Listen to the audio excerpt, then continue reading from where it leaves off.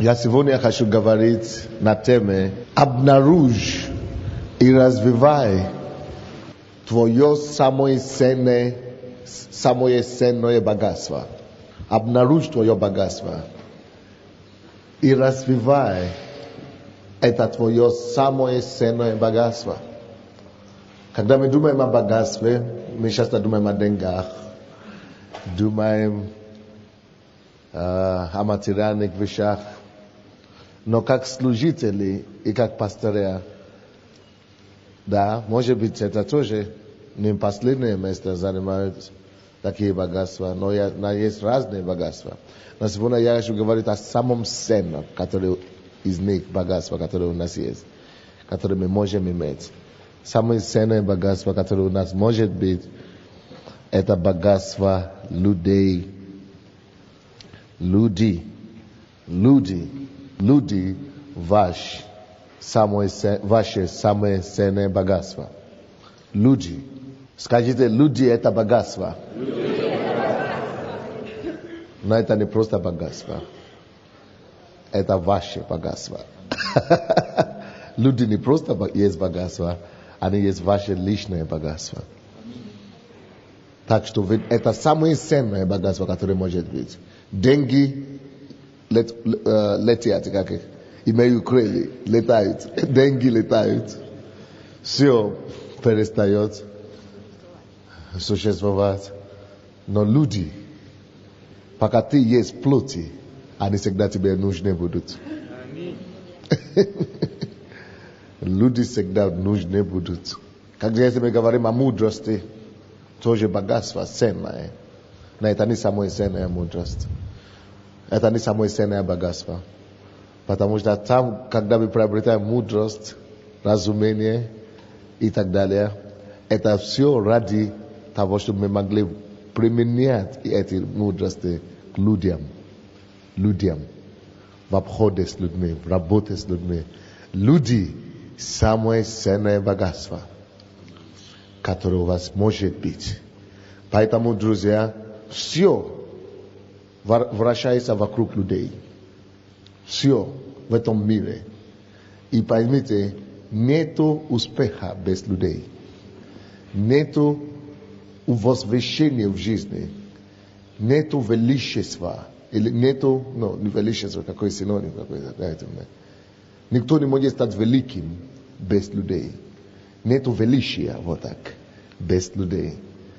Люди это средство к величию. Не только средство, извините, это плохое слово. Это педестрал к величию. Люди это фундамент возвышения в жизни, возвышенности. Люди – самое богатое богатство, которое есть. Самое лучшее богатство, самое ценное богатство. Люди – само по себе это богатство. Даже бедные люди. Никто не может обойтись без людей. Ни проповедников, ни проповедники и ни политики. Ни бизнесмены, ни назови, кого хочешь, ни общественные деятели. Никто не может обойтись без людей. Это вам говорит, насколько это важно.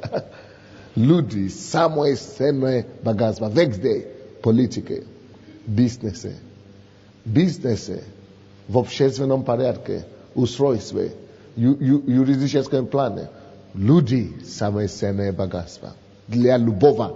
Возьмите президентов, люди – самое ценное богатство для них. Почему? Потому что без людей они не могут прийти к власти. Возьмите миллионеров, люди – самое ценное богатство для них. Почему? Хотя они миллионеры, но они вам скажут, если нет кому покупать их товары, они сразу обанкротятся. Люди.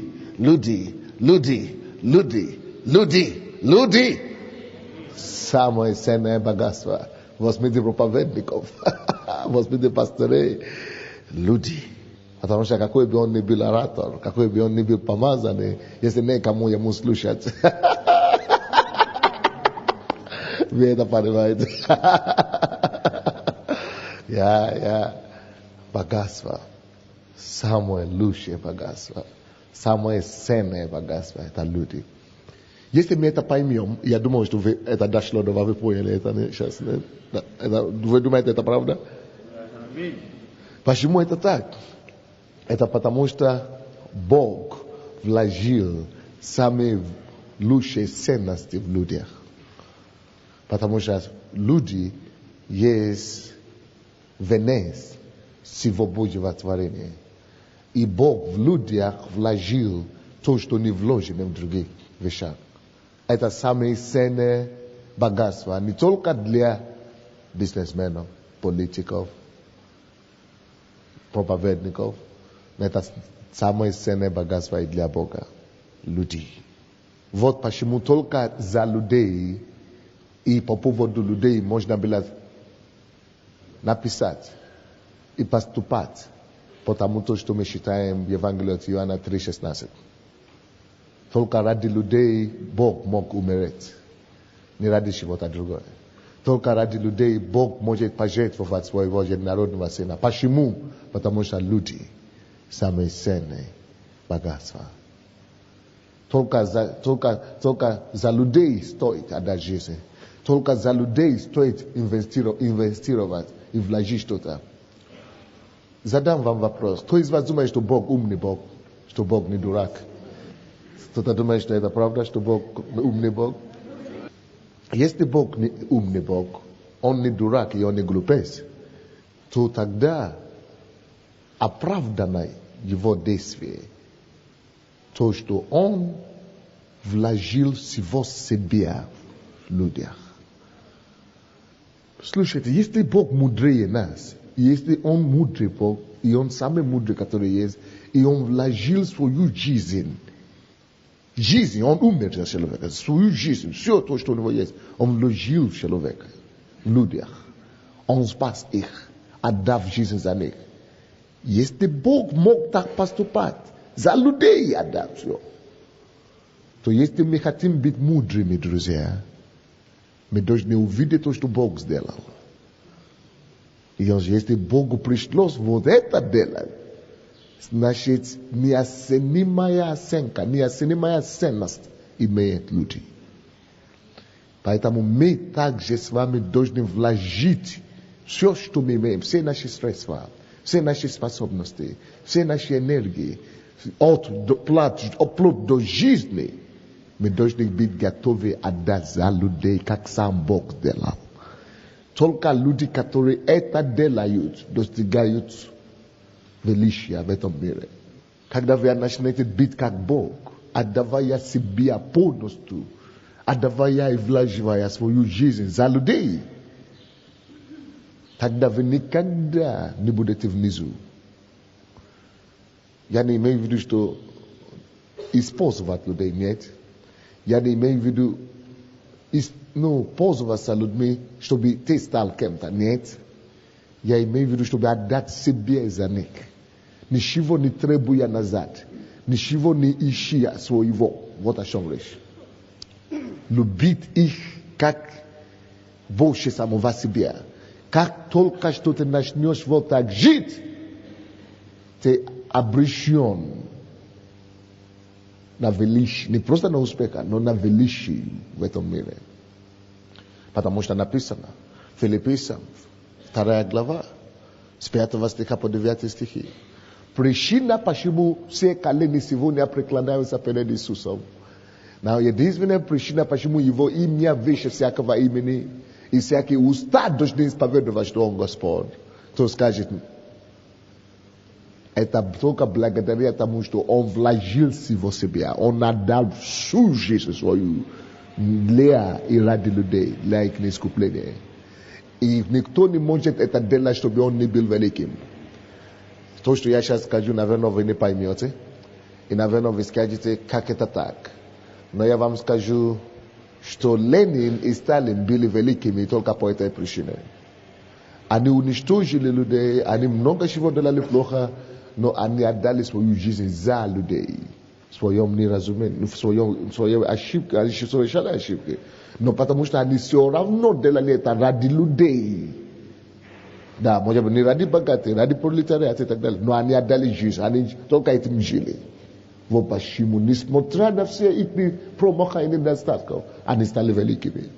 Ты не можешь, даже Гитлер стал великим, потому что он дал жизнь со своего народа.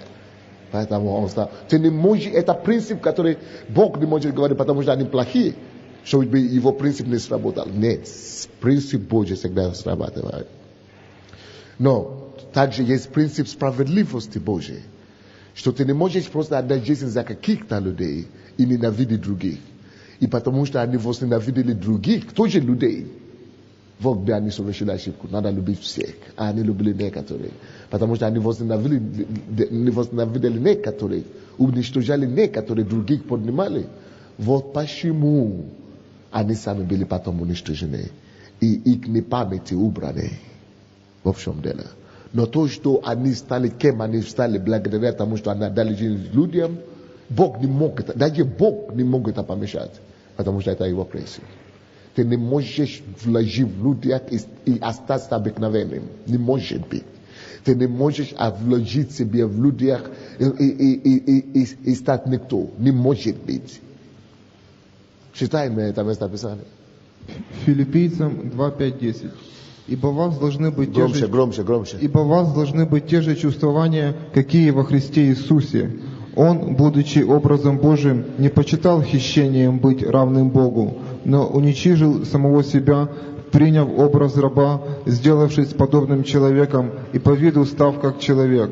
Смирил себя, был послушным и даже до смерти и смерти крестной. Посему и Бог превознес его и дал ему имя выше всякого имени, дабы пред именем Иисуса преклонилось всякое колено небесных, земных и преисподних.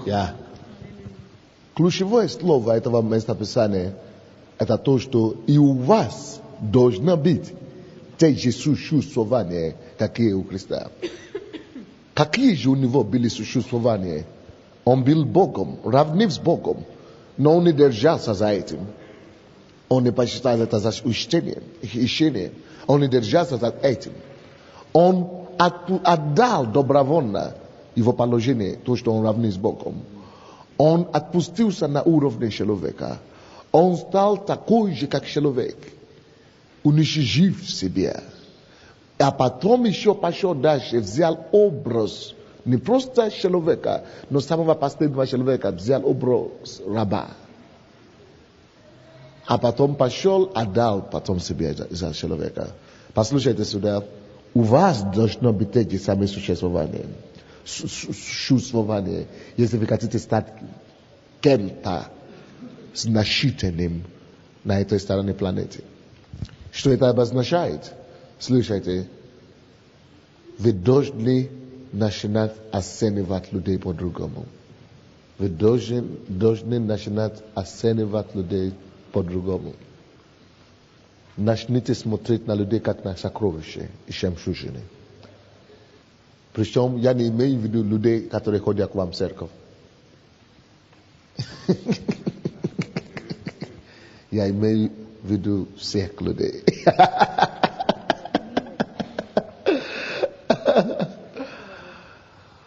Если вы хотите стать кем-то значительным в этом царстве, братья и сестры, вы должны менять ваши отношения к жителям вашего города, ко всем жителям вашего города. Вы должны менять координатно ваши отношения и начинать смотреть на них всех, включая верующих ваших членов и включая верующих других членов, других церквей. Начинать смотреть на них. Вы должны, начинать влюбляться во всех их. Я лично могу свидетельствовать сегодня, что у меня отношение к своим членам любовное. Любовное отношение к членам нашей церкви. И такое же отношение у меня ко всем людям, которые еще не пришли в церковь. Потому что мой менталитет такой. Я пастор этого города. Все эти люди, которые ходят в миру, которые я вижу каждый раз, мимо которого я прохожу, я их пастор. Только они еще не знают об этом.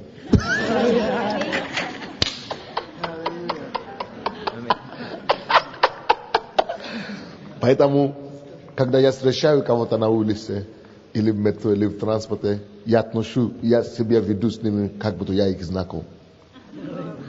Я улыбаюсь. Я им дарю что-то. Здравствуйте. Вы меня не знаете? Нет? Ничего. Вы узнаете.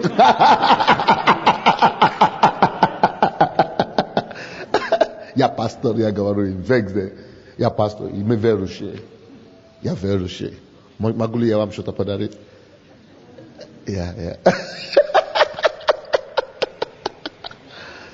Начните видеть себя как люди, которые ответственны за всех людей, которые Бог дал вам. В вашем районе, в вашем городе. Какое ваше видение? Если ваше видение охватывает страну, начните смотреть на всю Украину, на всех жителей этой страны, как на свои члены. Потому что, слушайте сюда внимательно, ваша церковь не вырастет больше, чем ваше сердце. У вас будет только столько людей в церкви, насколько ваше сердце может охватить. Так что расширьте ваше сердце. Расширьте ваше сердце. Расширьте ваше сердце. Если вы ограничиваете ваше сердце любить именно те, которые ходят к вам в церковь, поэтому ваша церковь никогда не вырастет. От 80 дней посты. Надо сначала расширить сердце, чтобы любить всех. Тогда вы приобретете некоторых. Это как Иисус.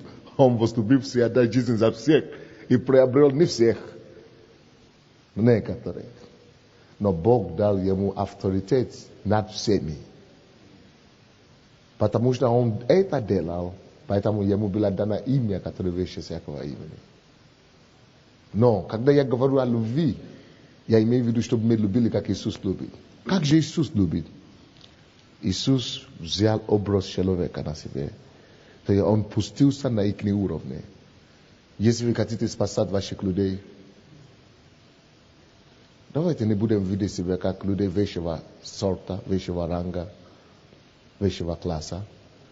Давайте будем видеть себя как людей из народа. Будем вести себя с ними как люди своего круга.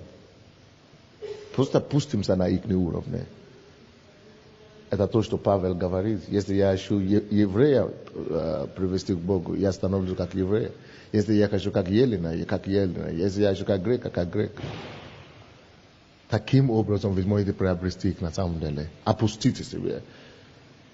Вы скажете, что но у вас не похоже, что вы спустили до уровня среднего украинца, пастор Сандей. Но как вам сказать, хороший пример и хороший вопрос для того, чтобы получить баланс в этом вопросе. Я думаю, что я пустился, но не физически, душою. Я на самом деле на таком же уровне, как самого простого украинца, душою. Поэтому я могу выйти на рынке и обняться с кем угодно. Я могу выйти к бомжам и быть с ними как дома. В душе я с ними то же самое. А почему я одеваюсь хорошо в костюме? Потому что я представляю лучшую жизнь, которая ждет их.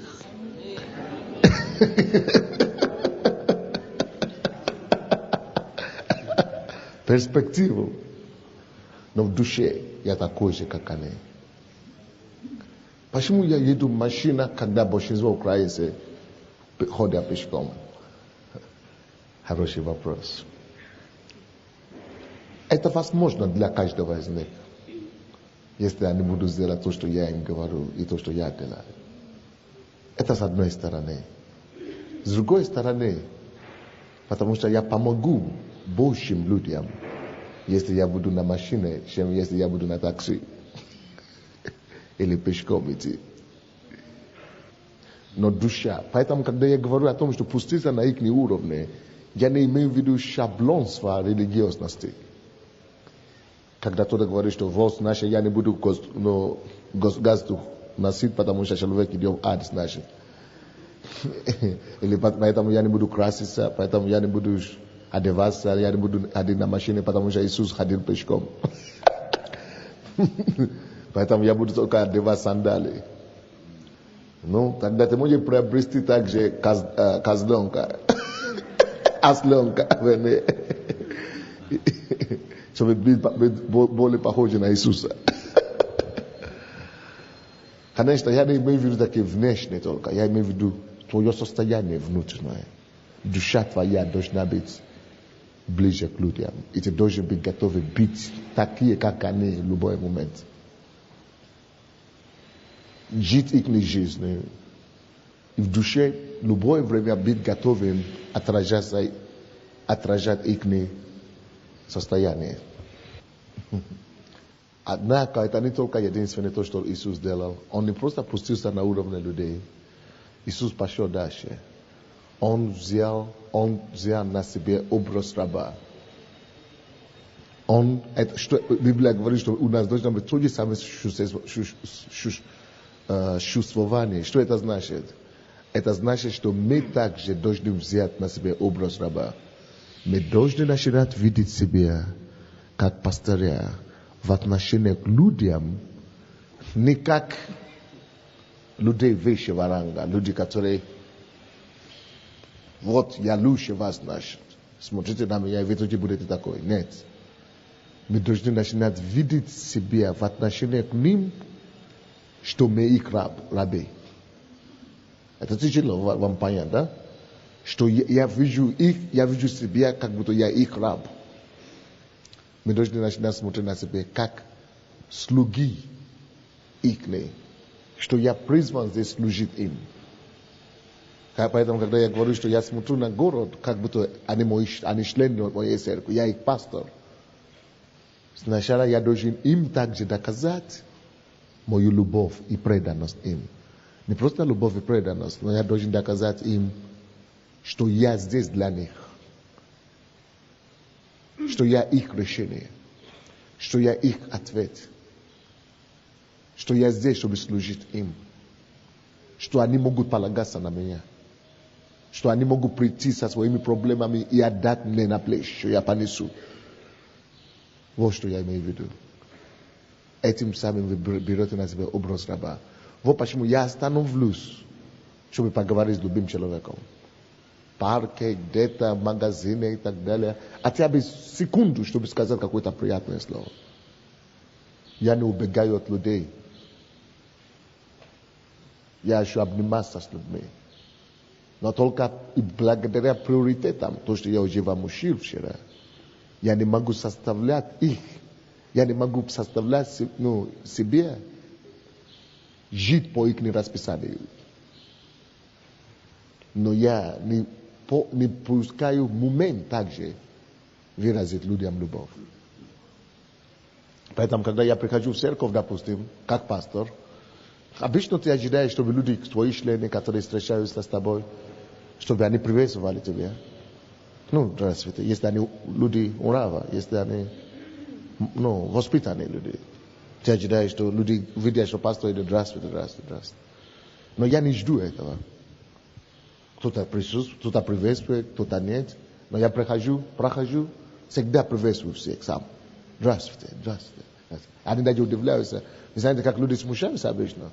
Пастор идет и начинает вдруг делать вид, как будто они другое место смотрят. Не замечают, потому что они смущены, они стесняются и так далее. И начинают сразу что-то, пока он пройдет. Но я смотрю на них специально. Если подниму голову, я скажу, привет, здравствуйте, будьте благословенны, как дела, здравствуйте. Чтобы они могли знать, что они доступны. Не думайте, что пастор святой пошел, я должен спрятать голову. Не. Я такой же, как вы. Здравствуйте, вы доступны, вы достойны, вы можете иметь доступ. Это о чем Наташа говорила, когда мы ходили здесь по набережной. Мы просто гуляли. И некоторые люди там сидели, кто-то курил, другая женщина сидела с ней. Я смотрю на них. И я вдруг замечаю, слушай, вроде бы я уже увидел это лицо где-то. Я подошел, здравствуйте. Я просто догадываюсь. Может быть, они даже члены церкви, кто его знает. Я говорю, здравствуйте. Здравствуйте. Я хотел, если они не члены церкви, ну, в конце концов, я приглашу их в церковь. Он говорит, ну, как ваши дела? Жду реакцию, потому что по реакции ты можешь знать, они члены, знал тебя или не знал.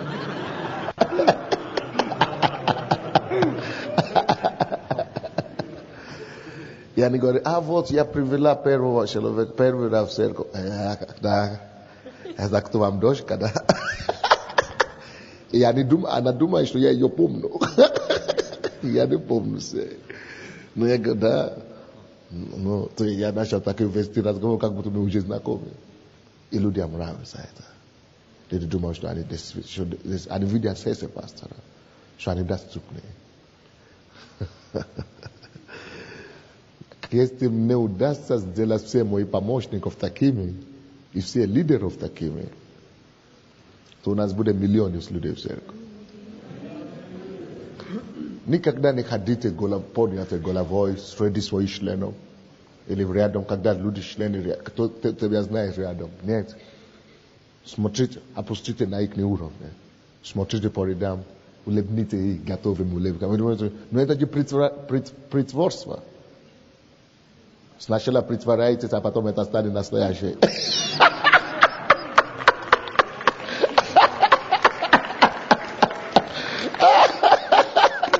На языках так научились.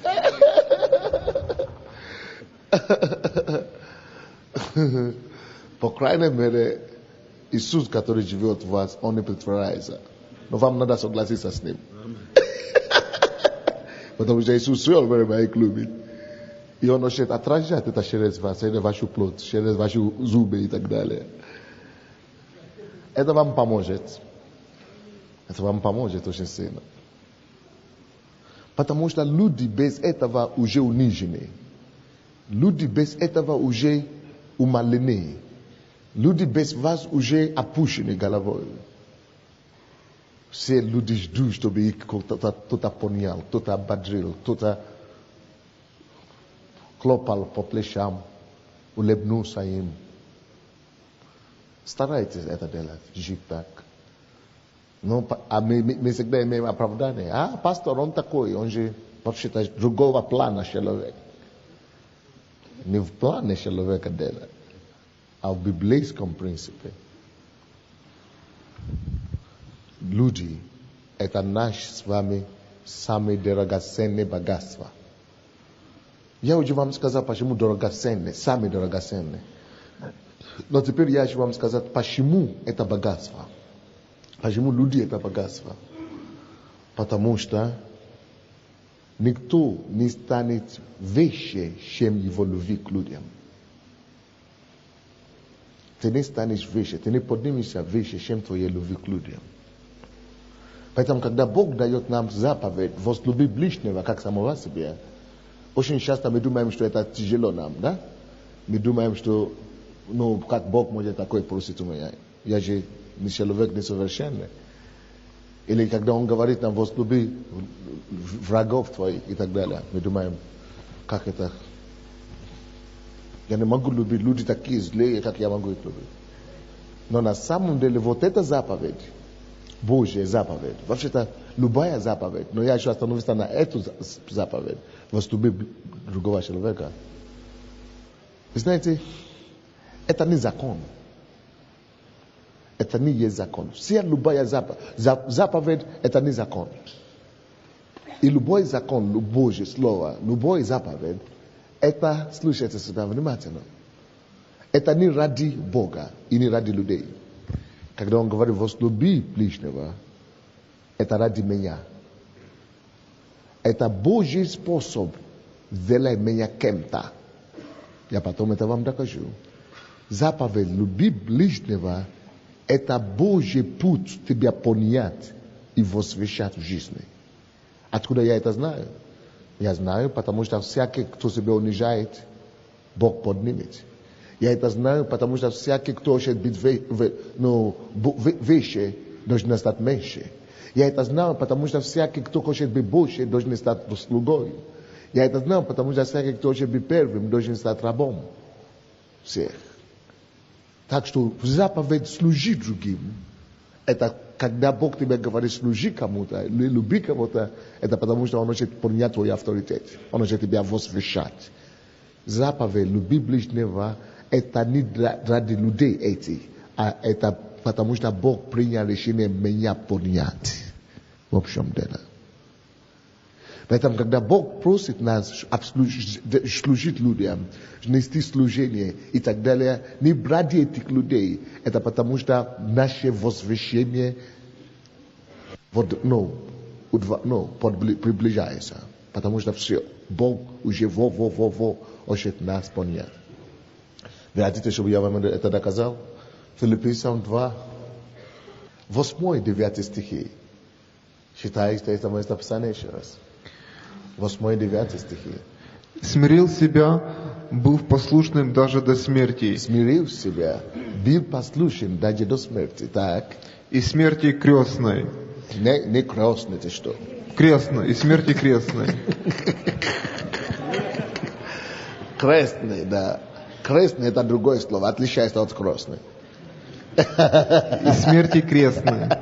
Посему и Бог превознес его и дал ему имя выше всякого имени. Посему, потому что он послушался даже до смерти, смирил себя даже до смерти крестной.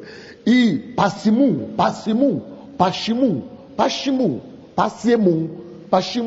поэтому, потому что он смирил себя, взял на себя образ раба. То есть он служил людям, он смирил себя, чтобы служить людям, чтобы поднять людей, даже отдал себя, умер за людей. Вот поэтому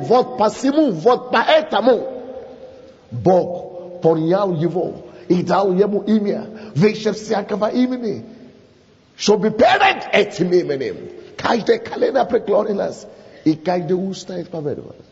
Почему? Потому что он смирил. Вот почему я говорю, что твоя любовь определяет твое величие в жизни. Сколько ты поднимешься, будет зависеть от того, насколько твое сердце может вмещать людей и насколько ты можешь смирить, чтобы служить людям. Плод величия в этой жизни – это быть способен видеть нужды людей и быть ответом на них. Кто-то говорит, одно я не могу понять в вашей церкви. Зачем христианская дискотека? Я говорю, конечно, если вы не можете понять, я сам не знаю. Не потому что я сам не знаю, а потому что бесполезно тебе объяснить. У людей есть нужда в этом. Они идут гибнуть там. Они делают свои нехристианские дискотеки с наркоманами, наркотиками, с алкоголем и так далее. Мы выдумали какой-то альтернатив. Это их нужда. Мы исполняем эту нужду. А потом это становится приманка наша. Почему вы так шумно поете и так далее? Да, не знаю.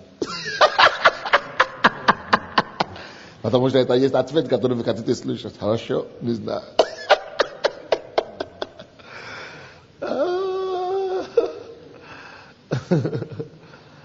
Да. Это ключ величия в этой жизни. Восполняя нужды людей. Поэтому начните смотреть на свой город по-другому.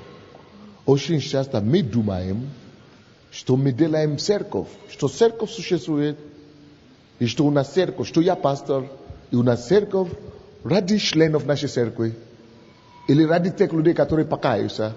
Это неправда. Наша самая главная задача, как пастыря и служителей,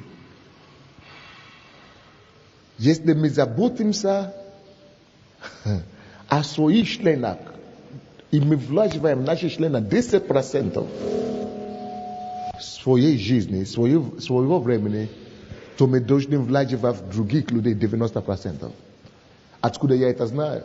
Потому что Сын Божий, Сын человеческий не пришел ради здоровых. Он не пришел за праведны. Эти уже праведны, слава Богу. Поэтому мы уделяем им минимум времени. Не минимум времени как такового, но наш взор на те, которые еще неправедные, и больные. Ради больных церковь была создана. Ради больных церковь была создана. Вы хотите, чтобы я рассказал вам историю церкви? Матфея 16 глава. 15 стиха по 21 стихи. А Иисус вошел как там, в стране Кесарии Филипповой. Кесарии Филипповой. Это страна, окрестности страны намезана там. И когда Иисус вошел в эту страну, Иисус заметил невежество и тьму над этим городом, над этой страной. Невежество и тьма. Отметьте себе эти два слова. Невежество и тьма. И поэтому Иисус задал вопрос своим ученикам. За кого посчитают меня люди? И они начали все говорить и так далее. Все говорят Илия кто-то говорит пророк, кто-то говорит Иоанн Креститель. Это доказательство о его правоте, что невежество царит в народе. Когда ты посчитаешь Иисуса за Илию, это невежество. Когда ты посчитаешь Сына Божьего за Иоанна, это невежество. Невежество.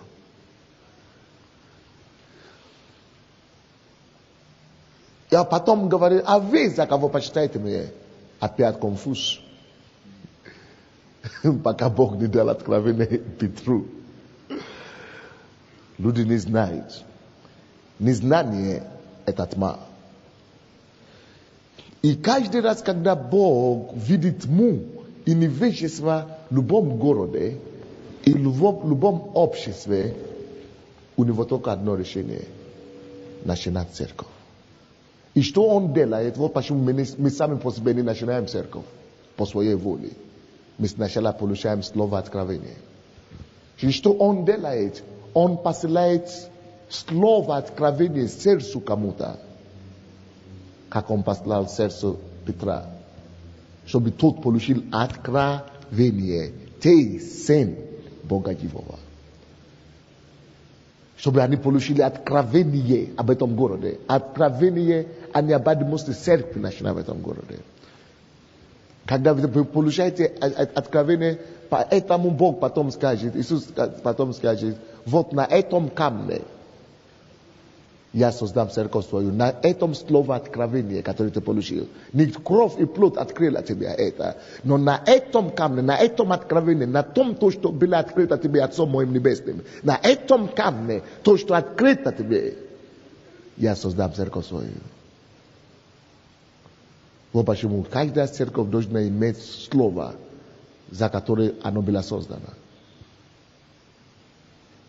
Это есть причина, почему некоторые люди будут мучиться и мучиться. И никак не смогут поднимать свою церковь. Потому что они создавали эти церкви, в результате какие-то... Вот я с пастором значит не согласен. Вот он так думает о прославлении, а я вот так думаю. Вот он так, что они еще говорят. Вот он ту школу закончил, а я ту школу закончил. Если вы вот так начинаете церковь, или вы начинаете церковь, потому что вот я чувствую, что я уже готов, значит. Я тоже духовный, не хуже пастора. Или я начинаю церковь, потому что все мои друзья уже пасторы. Почему? Чем я хуже? Солидный.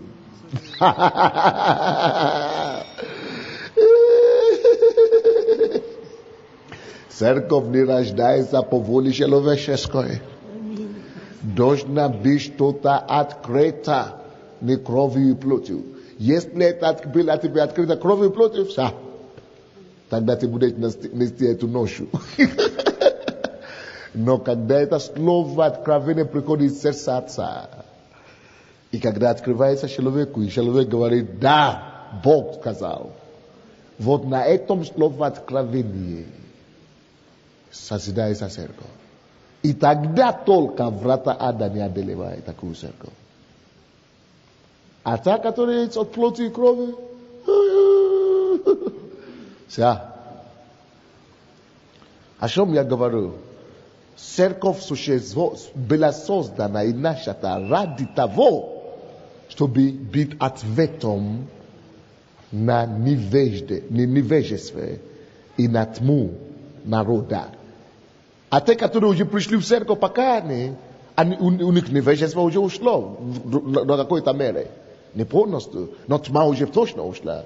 Поэтому мы сосредоточимся на них, чтобы учить их, чтобы они могли взять свое место. Но эта церковь создана для этого города, не для этих верующих. Эта церковь создана для этого района, не для этих верующих. Эта церковь создана для этого, может быть, для евреев там вы были созданы, чтобы создать церковь. Для этих создана церковь. Вы должны знать, что, почему вы были поставлены. Не ради тех, которые у вас уже есть. Вы есть пастор народа, не пастор церкви. Но, прихожан, верующий. Вы есть церковь, но пастор города, страны, не пастор верующих людей. Нет! Почему Бог создал церковь? Он видит невежество в народе. Почему Бог создал церковь? Он видит тьму в народе. Он решил создать церковь. После слова, чтобы уничтожить это невежество, кто такой Сын Божий. Чтобы уничтожить эту тьму, незнание, когда они перепутают Сына Божьего на Иоанна. Чтобы уничтожить вот, что для чего церковь создается. Многие из нас, мы даже не имеем понятия, что такое церковь. Мы просто думаем, очередь моя пришла быть пастором, значит, я тоже, у меня будут какие-то прихожан, какие-то кучи людей, возле меня буду вращаться, буду носить мою сумку, а я буду проповедовать по воскресеньям, четвергам. И там тоже станет крутым.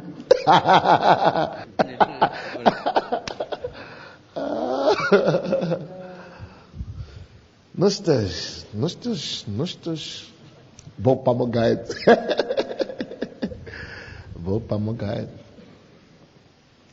Бог помогает. Да.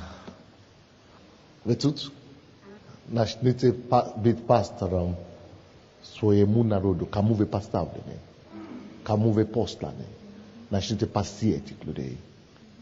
И не только пасите людей, которые уже, если Бог меня поставит, допустим, в Киеве, у нас 15 тысяч человек в Киеве. И я говорю, я пастор 15 тысяч человек. Бог начинает расстраиваться обо мне. Потому что я не понял, значит. А как я должен думать? Больше. Любить. Пастор, если я пастор над городом, я должен начинать думать, что я пастор города. Я должен начинать думать в отношении не тех, которые уже получили свет, а те, которые еще во тьме. Ради них я был посажен.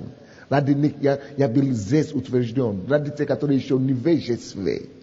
Я должен начинать думать о городе. Я должен начинать видеть их как пастор, как члены. Я должен начинать относиться к ним сердцу, простирать мое сердце к ним. Вот почему у нас в церкви 70 служений разные. Чтобы этими служениями мы простираем руку к ним, к этому народу, которому мы посланы. Поэтому мне очень не нравится, когда люди переходят из других церквей в нашу церковь. Я не люблю этого дела. И первый год нашей церкви я никого не принял из других церквей, прихожан других людей. Потому что я не послан для них. Понимаете, в чем дело?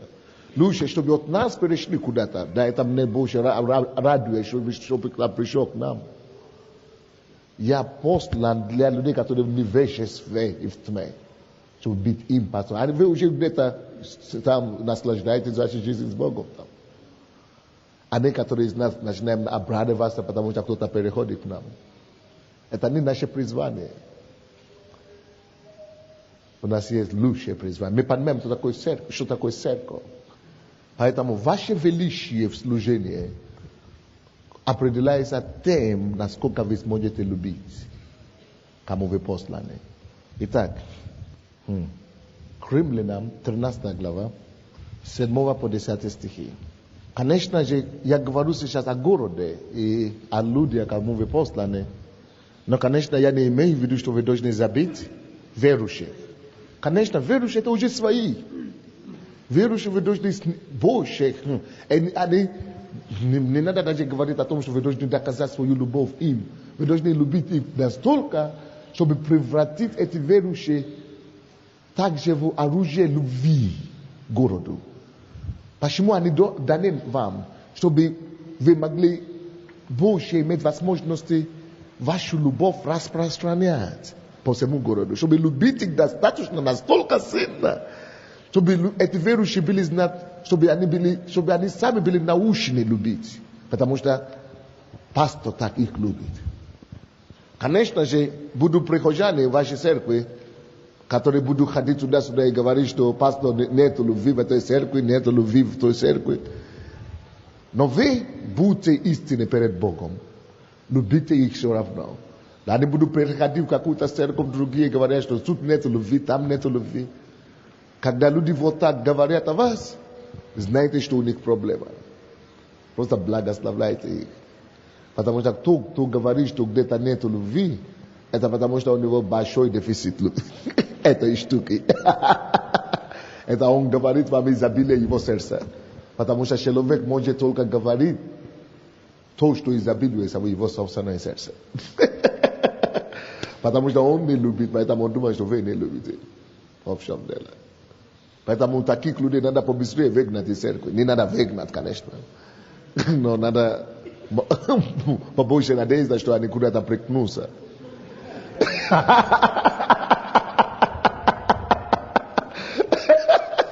Избавиться от них побыстрее. Я никак не могу понять, как люди, некоторые пастыря, не благословляют те, которые уходят из их церкви. Детство пасторское. Если кто-то хочет уходить из моей церкви, я буду руками и ногами аплодировать ему.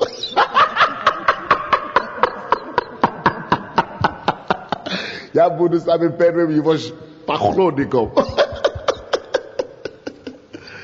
Конечно же, это значит, что Господь убирает плевели.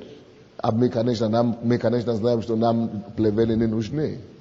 Мы нуждаемся в чем? В пшенице. Отборной пшенице. За каждый человек, кто ушел из нашей церкви, Бог не дает 100. Разве это не благословение? Не нужно, чтобы он ушел, получил стажем, чтобы он остался с бунтом. Потрясающая премудрость. Потрясающая премудрость. Короче, к римлянам кто-то открыл? Итак, отдавайте всякому должное. Кому подать, кому оброк. Дайте должное им. Они хотят уйти из церкви, дайте им должное. С любовью, благословением, еще помолитесь за них. Когда кто-то уходит, я всегда молюсь. Господь, я сею этого человека в ту церковь. Благослови. И я еще молюсь за этого пастора. Дай этому пастору мудрость, чтобы он мог справиться с ними.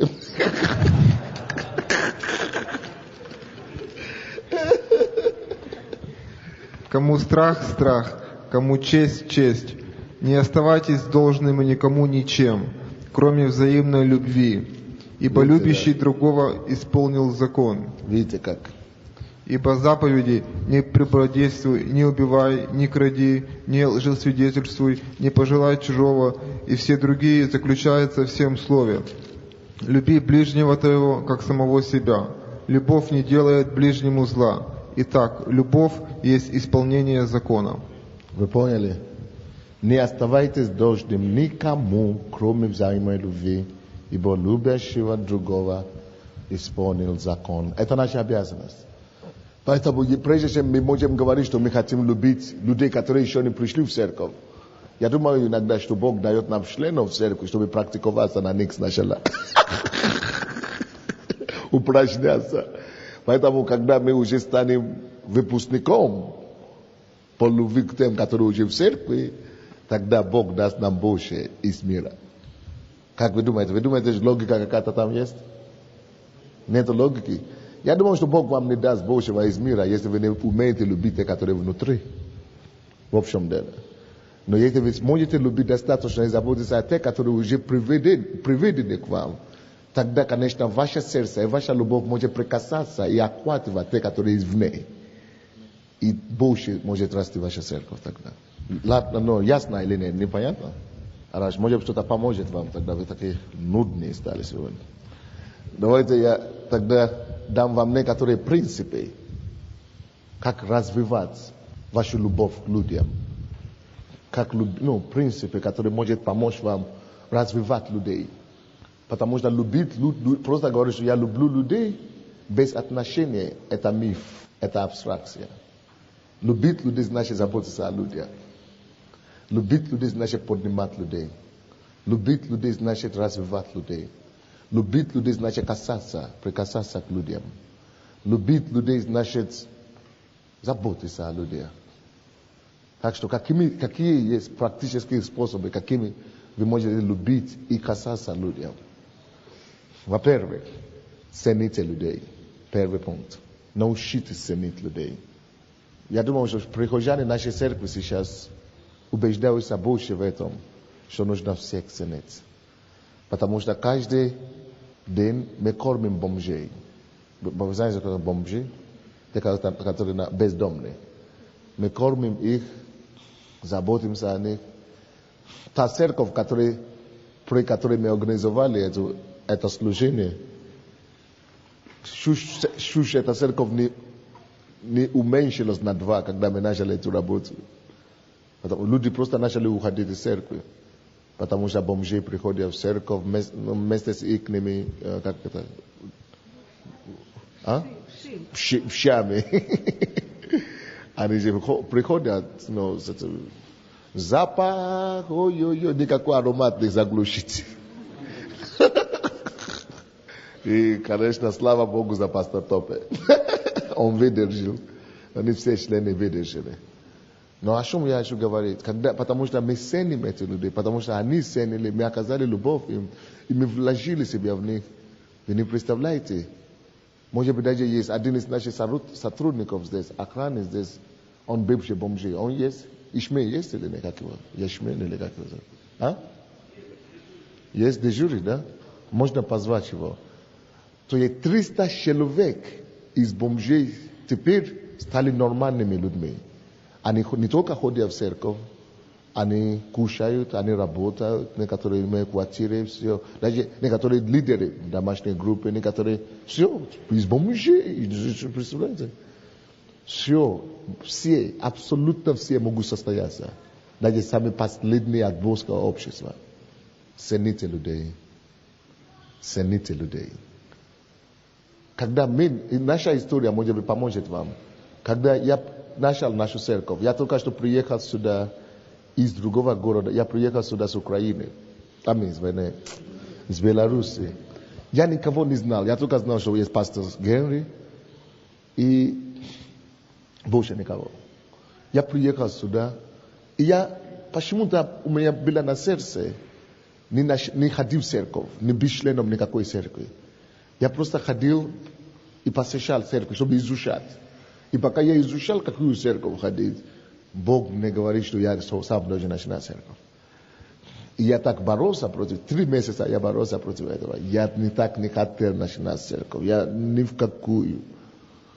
Но Бог меня убедил и дал конкретные пророческие слова, которые сейчас исполняются.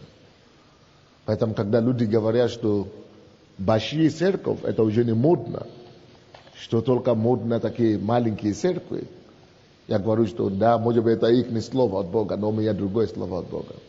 Первое, что Бог мне сказал, когда я упирался, уже 3 месяца молюсь, по 6 часов в день. Однажды ночью Бог мне говорит, слушай, я спрошу его, зачем я тебе надо вообще-то? Есть хорошие церкви в городе. Потому что, во-первых, 2 вещи. Я хочу построить и поднимать мега-церкви, написано, так и говорит, мега-церкви. А я так понимаю это слово. Это значит, что многотысячные церкви, я еще понимаю, не только в бывшем Советском Союзе, но по всей Европе. Я хочу начинать новую работу по Европе, включая Западную Европу. Я хочу начинать выращивать и поднимать мега-церкви. То есть церкви, которые члены по 10 тысяч и более. Мега. То есть многотысячные церкви. Это была первая задача. И он говорит, что когда ты начнешь церковь, это твоя первая задача. Тысячная церковь. Поэтому с первого дня я пришел, я говорю, что у нас будет тысячная церковь. Люди думали, что вот, хвостовство пришло, опять гордость. Но я уже знал, что я слышал от Бога. Поэтому, когда люди говорят теперь, что только церковь должна быть по домашним группам, это у их откровение, у нас другое откровение. Я думаю, что домашние группы должны быть, но я думаю, что церкви тоже должны быть большие. По крайней мере, Бог так нам сказал делать. Поэтому, когда я приехал сюда, у меня никого не было, я никого не знал. И Бог четко мне показал от Матфея, от Марка, не помню, какое сейчас место, где написано, и бедные, нищие чувствовали себя хорошо с ним. И Бог мне сказал, я никогда не видел это место в Библии. Я никогда не видел. И нищим было хорошо с ним. И вдруг я начну слышать Духа Святого. Я хочу, чтобы ты начал твою работу с отбросками общества. Самые ненужные, отверженные, алкоголики, наркоманы. Если ты будешь верный в том, чтобы поднимать этих людей, если ты будешь верный им, если я увижу твою верность им, этим отброскам общества, я пошлю тебе. И я приведу к тебе элиту общества. Я приведу к тебе уважаемых, образованных, богатых, миллионеров и депутатов. Разве не чудно, как Бог сейчас исполняет это слово? Сначала наша церковь знали, как церковь наркоманов, алкоголиков. Теперь люди говорят, что в церковь ваши только крутые ходят. Бог верен. Поэтому я не хотел, чтобы кто-то пришел из других церквей. И мы начали церковь без людей из других церквей. Мы не хотели. Мы не брали людей из других церквей. Это не наше призвание. Знаете, что Бог ложит вам на сердце делать. И держитесь этим. Это будет ключ к вашему успеху, когда вы делаете то, что Он хочет. Первый год я отказывался от всех людей, которые хотели приходить к нам из других церквей. Потом уже мы принимали. Потому что потом Бог говорит, что есть некоторые люди, которые не смогут состояться и не смогут реализовываться, как только с тобой. Поэтому принимай их. Некоторые же приходили, оставались, которые я даже не знал, что они члены другой церкви. До сих пор это не наше призвание. У нас есть другие приоритеты. Так что цените людей. Вы будете ценить одних. Бог делает то, что Он сказал мне, что Он делает. Вы будете ценить бомжей, алкоголиков, наркоманов, отбросков общества, бандитам и так далее. И Бог доверит вам большего. Вот, пускай брат как тебе? Ишван рассказал нам свое свидетельство. Он приходил кушать в нашей столовой. Ну, я хочу рассказать небольшую предысторию. Я покаялся, через нашу столовую Стефания, для людей без определенного места жительства, для бомжей. Знаете, туда попал через очень тяжелый путь. 8 лет назад я остался без родителей, они погибли в автокатастрофе, но они оставили, знаете, родители были обеспечены, они оставили 3-комнатную квартиру, они оставили 3-этажную дачу, они оставили капитальный гараж, но я попал к бандитам, я пошел таким черным путем, был наркоманом, ушла квартира, я остался без прописки, без документов, ушла дача тоже, ушел и гараж, я остался полностью без ничего. У меня была куча долгов, я бросил своего лучшего друга на квартиру, он продал квартиру, я оставил его без денег. Эти деньги не принесли ни мне счастья, ни ему. У меня было много проблем и с милицией, я и был в розыске за убийство, ходил тут по Киеву обколотый, без документов, сам в розыске за убийство. Но Бог миловал, Бог вел меня своим путем. Ходил, знаете, голодный. Но был период, когда воровал, но потом пришло время, когда я не мог воровать. Просто уже был не в состоянии. Я не мог понять, почему. Думал, вроде он молодой, сильный. какого-то пьяного раздеть или там избить человека, забрать деньги, для меня это не было трудно, но я уже не мог. Я уже не мог понимать, почему. Оказывается, в это время мой друг, которого бросил на деньги, он покаялся, он молился Богу за меня. Знаете, он заключил с Богом завет, что Бог спас меня. Он просил мне эти деньги, хотя тоже, знаете, остаться без квартиры человеку, прощать такие суммы денег, это, знаете, это только Бог. Знаете, жил очень тяжелой жизнью, уже опустился до такого уровня, что уже был связан с бомжами, потому что воровать не мог, работать я не мог устроиться, сидел голодный, все время боялся выйти на улицу, боялся бандитов, боялся милиции. Знакомые бомжи ходили, подкармливали. Было такое время... Единственное безопасное место, да, с бомжами. Да, знаете, было такое, заходил в парадное, видел кусок хлеба и поднимал, ел. Ночевал, знаете, где попало в подъезд. Было такое, что в туалете ночевал, знаете. Пришел в столовую, сразу же подошли ребята, евангелисты, там постоянно идет евангелизация, тоже молодые ребята такого же возраста, как я. Они подошли, рассказали мне про Бога, про Иисуса. Знаете, я был, конечно, в шоке, то что, знаете, такие же ребята, видно, которые прошли такую же жизнь, как и я, они рассказывали про Бога, и мне видно было, чтобы это была какая-то религиозность, или какая-то затурканность, или фанатизм. Я каждый день ходил туда, я повторял все молитвы, которые они говорили, меня тянуло просто. Дома не мог находиться, я боялся, я шел в церковь, знаете, здесь такой мир и покой был. И Бог начал творить чудеса. И вот я служил Богу, знаете, без копейки денег, я ходил в эту столовую, приехал, покушал, сюда на служение все время. Я даже не думал ни про жилье, ни про работу, ни еще думал, Бог, я только буду с тобой. Буду жить на улице, буду жить в подъезде, где угодно, но буду служить тебе. И даже не думал ни про работу, ни про какие деньги. Пришел период, когда мне понадобились уже деньги, уже где-то полгода был как служитель. Я подумал, Бог, мне так нужна работа, мне надо хоть бы, чтобы за квартиру заплатить. Я подумал о такой сумме, знаете, небольшой, как небольшой, чтобы я мог заплатить за жилье, чтобы Бог давал мне хотя бы вместе с такую сумму. Так я сейчас плачу такую десятину, о которой мечтал иметь зарплату. Знаете, я сейчас служу Богу. У меня хотя бы сейчас нету на данный момент жилья, но я знаю, что Бог все обеспечил полностью. Я искал Царство Божие, даже не думал ни о чем. Знаете, не думал ни о чем. Люди приходили, меня кормили, Бог через людей меня одевал потихоньку. Ты сейчас лидер, да?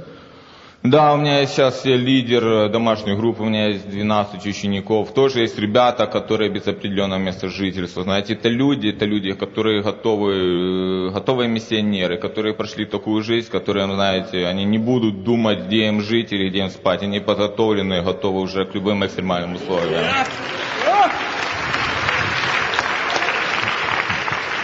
Да. Видите, какие чудеса Бог делает. Бог способен, Бог добрый. Цените людей. Это пример того, что нужно ценить людей. Бог из грязи в князя ставит людей. Из грязи в князя. Лидер. Цените людей.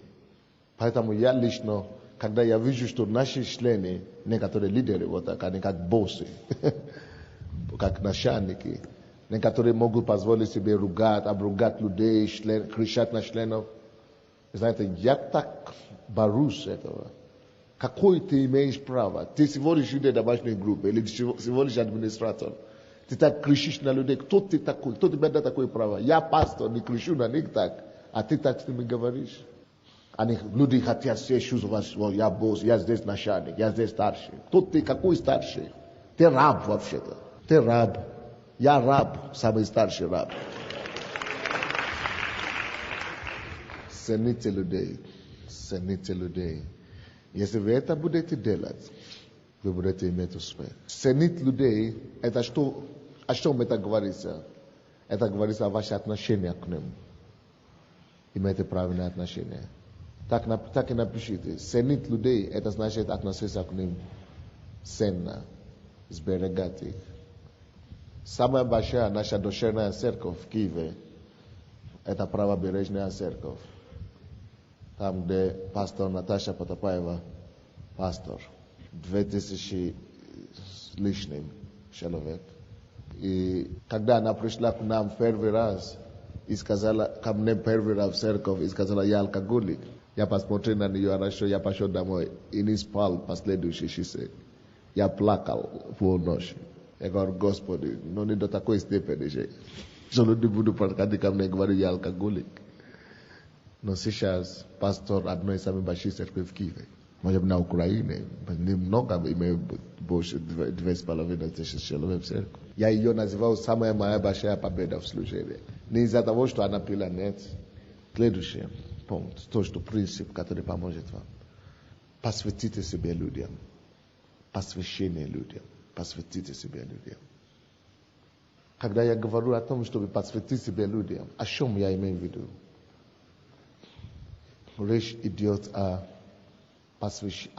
уделении времени. Посвятить себя людям, это значит, что уделять им время. Когда мы лидеры, особенно когда мы заняты лидеры, очень часто мы спешим. Вечно спешим, некогда. Я такой, прежде всего. Но у вас должна быть разработана в вашем приоритете или в вашей графике система, как уделять людям время. Допустим, у меня это прием по понедельникам. И я сижу. Я уделяю им время сам. Не только я, но потому что когда уже 15 тысяч человек в церкви, надо уже иметь помощников, которые бы это делали. Так, поэтому есть люди, которые пастыря, и все тоже это делают. Но я всегда есть. Я всегда стараюсь присутствовать. Ну, я думаю вообще-то, что это неправильно, когда члены не могут попасть к пастору. Я думаю, это ужасно. Я думаю, если они могут попасть к Богу, кто такой я, чтобы они ко мне не могли попасть? Подумайте над этим. Если они могут попасть к Богу, кто такой пастор, что к нему нельзя добраться? Поэтому я никогда не могу быть занят. Иногда некоторые наши помощники предложили мне, пастор, вы тоже такой занятый. Я прихожу после второго служения иногда. Прихожу со сцены, и люди уже здесь ждут. И устали уже. Но хотя я устал, хотя я не хочу ничего делать, я уже хочу убежать. Но хотя бы за одного или за двух я еще остаюсь, чтобы молиться. И так мне бывает иногда горчительно, что я вижу, что мои помощники здесь, они уходят домой. Вместо чтобы они окружили и сказали, пастор, давайте я сделаю, я буду. Люди не думают так, как я. Почему я это говорю? Я хочу, чтобы исправились. Я знаю, что они здесь. Посвятить себя людям, это значит дать им свое время. Находить время для них. Не спешить туда-сюда. Почему я прихожу на ночные молитвы, на все сюда? Потому что я хочу это посвящение не им доказать. Сначала доказать Богу, заказать себе и им, чтобы они видели то у них, пастор. Чтобы они видели мою жизнь полностью. Это нужно. И это есть любовь, на самом деле, практическая любовь. Первое, я сказал, цените людей. Это значит относитесь к ним, как к царям, хотя они бомжи, как драгоценности, хотя они ваши члены. Это есть любовь практическая. Любовь – это посвятить себя им. Это значит уделять и выделять для них время, находить для них время. Третье. Конечно, вчера я говорил о приоритетах. Я сказал, что решите то, что нужно делать, когда нужно делать, и делайте. Или не делайте. То есть, это баланс сейчас. Вчера было очень строго, а сейчас будет очень мягко. Но поэтому вы должны слушать все проповеди, чтобы сбалансировать их. Так? Поэтому я советую всем взять кассеты эти и потом слушать. Потом версуется вам потом. Третий принцип практической любви к людям, как развивать людей, это вести благочестивый образ жизни перед людьми. Вести разумный, ну как это, как я сказал, благочестивый образ жизни перед людьми. Что это значит? Я люблю их, когда я отношусь к ним корректно и правильно, когда я ценю их. Если я грублю и как, можно так сказать? Если я их грублю, или если я кричу, они то же самое будут делать. Так что благочестивый образ жизни перед членами или перед людьми, это имеется в виду, речь идет о вопросе характера, божественном характере. Благочестие, это значит божественный характер. То есть мое отношение к людям, членам, должно отражать качество Бога. Пускай они видят Божий характер через меня. Поэтому, когда я отношусь к людям в церкви и вне церкви, я веду себя как представитель самого Бога. Я всегда любящий. Я всегда смеющийся пастор, улыбающийся пастор. Я всегда радостный. Бывает ли так, что я плачу? Да, но не перед людьми. Если я плачу перед людьми, тогда это только как знак сострадания и сочувствия. Потому что Иисус сам это делал. Если я плачу где-нибудь когда-то, это поклонение Богу. Поэтому, когда я говорю о том, чтобы быть пастором без слез, я не имею в виду в буквальном смысле. Я имею в виду без страдания, не то, что без страдания, а без бремени, без печали по служению. Четвертый, то, что вам надо заметить. Четвертый принцип любви, чтобы развивать и поднимать людей, это когда вы общаетесь с людьми в церкви, вне церкви, смотрите за собой, чтобы поднять планку, как это сказать лучше, установить высокую планку. То есть ваше общение с людьми должно быть с той целью, чтобы поднять их, чтобы они лучше были, чтобы они понимали, чтобы они жили лучше, чтобы они не опускайте планку, чтобы не... То есть вы как пастор, как служитель должны иметь стандарт, вот так, высокий стандарт. Поэтому ваше общение с людьми вы должны учитывать стандарт, что вы моими поведениями, моими отношениями я повышаю и поднимаю их планку, их стремление.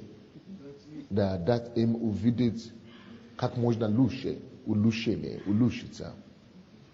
Видите, то, что я вам говорил позавчера, что настоящий лидер – это тот человек, который может вдохновлять, поощрять, влиять, чтобы человек еще делал лучше и больше, чем он в настоящее время делает. Поэтому это планку вы поднимаете, так? Стандарт. Вы вашим поведением, общением с ними, вы дайте им знать, что ты можешь иметь больше людей в церкви. Ты можешь тоже любить, как я. Ты можешь, что-то подобное. Чтобы все твои отношения к ним, слова, ободрение, отношения к ним, не унижать им, что ты такой нисекой, ты вообще не способен, ты такой грешный вообще. А наоборот, ты можешь получиться. Вы понимаете, что я имею в виду? То есть высокий стандарт, планку людей установить. Если они что-то делают неправильно, как мой пастор здесь свидетельствовал вчера, делай им замечание, скажите, вы не ожидаете это от них, ты можешь быть лучше, веди себя соответственно. Ты не просто женщина, ты служитель, ты не просто торговный работник, ты теперь образец Бога, служитель Бога. Поэтому, давай такие реакции, пускай будут выходить, такие отношения. То есть, не смущайся сказать людям об этом, не смущайся исправлять их, но исправлять только с целью поднимать на высшие уровни, высшее мышление о них, о себе и так далее. Это принципы любви. с целью развивать, поднимать людей. Пятый, да? Принцип. Когда вы общаетесь с людьми, заметьте себе и запомните, что вы влияете на людей. По-любому. Вы влияете на них. Вашими поступками, вашими делами, вашими словами. Вы все равно какое-то влияние, все время вы какое-то влияние оказываете людям. Это либо негативное, отрицательное, это либо положительное. Когда вы думаете постоянно, что вы влияете все равно, так или иначе на людей, это говорит о вашем лидерских качествах. Это, когда вы думаете о вашем влиянии на людей, это говорит о ваших лидерских качествах. Потому что лидерство – это влияние. Поэтому, когда вы знаете, что вы пастор, это значит, вы все равно оказываете какое-то влияние. Друзья, поймите, мы призваны не топтать людей ногами, не унижать людей. Это не наше призвание. Это призвание есть у других людей. У бесов, у болезней, у дьявола. Но мы служители дьявола. Мы служители живого Бога. Мы поднимаем людей. Мы обождаем людей. Мы поощряем людей. Это наше призвание. Мы оказываем влияние. Не отрицательное, но положительное на людей. Я думаю, мы закончим сейчас. Благословить вас Бог.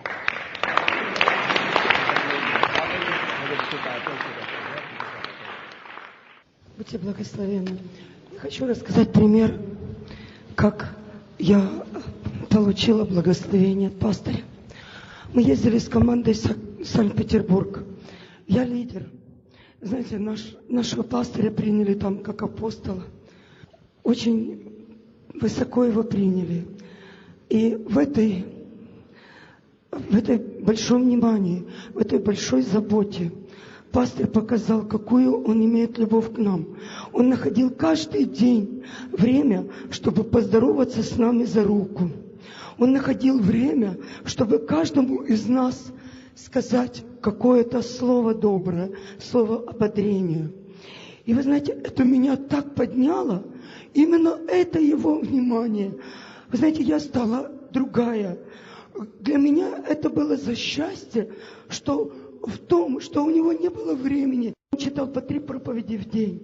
Он был так загружен. И во всем этом он находил время уделить нам. Меня это ободрило, меня это подняло, я стала другая. Я приняла решение, что я буду так делать со своими, которые у меня 12 и в служении. Я поняла, как нужно вести себя. И я верю, что то, что Он посеял в меня, я буду всегда сеять в других. И у меня это на сердце сказать вам, те пастыря, которые приехали, находите всегда время уделять своим служителям. И то, что вы посеете, вы это пожнете. И я знаю, что это меня уже подняло на уровень пастыря. Хотя я еще лидер. Но я это приняла от своего пастыря, от своего апостола. А раз я это уже приняла, я его буду тоже сеять. И это семя, оно у меня прорастет. Yeah. И будьте благословенны. Еще хочу сказать, так как пастырь относился к нам, там так точно к нам относились те люди, куда мы приехали. И к нам относились как к пастырям. Поэтому как вы будете относиться к своим подчиненным, так будут относиться они к вам. И также будут люди уважать ваших лидеров, ваших подчиненных. Будьте благословенны.